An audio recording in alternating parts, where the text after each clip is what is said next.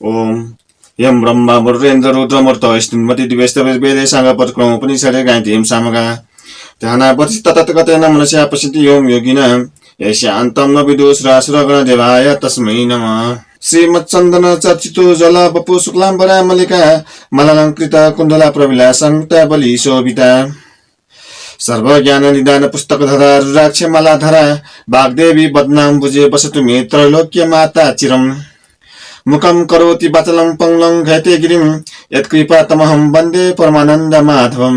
नमो भगवते तस्मै व्यासामि ततेजसे यस्य प्रसादात् दोक्ष्यामि नारायण कथामिमाम्। नारायणं नमस्कृत्य नरं चैव नरोत्तमं देवी सरस्वती व्यासं ततो जयमुदीरयेत्।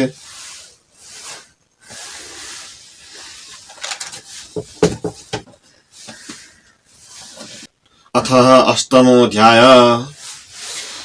हे अगस्त्य मुनि, तहा उपरान्त महादेवले आफ्नो स्त्री सतीदेवीलाई सम्झी दक्ष प्रजापतिले यज्ञ गरेको ठाउँमा गई यज्ञ कुण्डमा प्रवेश गरिरहेकी सतीदेवीलाई देखि यज्ञ कुण्डबाट माथि झिकी काखमाली तिनी आँखादेखि आँसु खसाली। हा सतीदेवी, कैलाश शून्य छ, मलाई एक्लै छाडी यस्ता अवस्थामा पारी कता गयो भनी बहुतै अधैर्य भई रुख ढले झैं भूमिमा ढली मूर्छा भए। फेरि चेष्टा भयो र हा प्राण, अब मैले बाँच्नु व्यर्थ छ, एक क्षण पनि नछाडी मेरै मुख्यान्जी बसी मैले कहेको पुराण कथामा भुलिरहन्छिस्। अब कसलाई कहौँला, को सुन्ला? मैले भनेको वचन नमान्दा तेरो यो दशा भयो, मेरो यो हाल भयो भनी आफ्नो हातले आफै छाती ठोकी तिनी आँखादेखि वर्षाकालमा जल बसे झैं मोटीका दाना जस्ता आँसुका धारा बहाउँदा भए। फेरि भन्छन्, हे पियारी, मेरो खाने वस्तु विष भाङ धतुरो यो मेरो स्वामीको खाने वस्तु भनी हिट भावले रक्षा गरी राख्थिस्, अब को रक्षा गरिदेला? फेरि कतै गएर आउँदा हातमा कमण्डलु लिई चाँडै पाउ धुन आउँथिस्, अब को धोइदेला? आहा पियारी, त बिना मेरो चित्त कसो गरी दृढ होला भनी कहिले काखमा लिने, कहिले अङ्कमाल गर्ने, कहिले मुख हेर्ने, कहिले मुहाई खाने, कहिले छातीमा हात राख्ने, कहिले आलिङ्गन गर्ने, कहिले सतीदेवीको हात आफ्नो छातीमा राख्ने, यस्ता तरहले नाना शोक गरी सतीदेवीलाई पिठमा लिई सतीदेवी भनी बहुला जस्ता भई पृथ्वी भ्रमण गरी हिँडे। महादेवले पिठमा लिएको हुनाले सतीदेवी गलित पनि भएनन्, दुर्गन्ध पनि भएनन्, निन्द्रामा परेकी जस्तै भइरहन्। सुन्यौ हे अगस्त्यजी, जसले यो 8औं अध्याय माघमा पाठ गर्ला अथवा सुन्ला उसले तीर्थयात्रादि गर्नको निम्तिमा देशाटन गर्न पाउनेछ।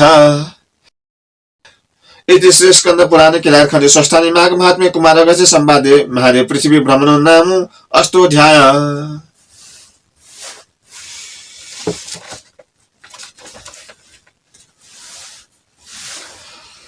उपनयट मंगलम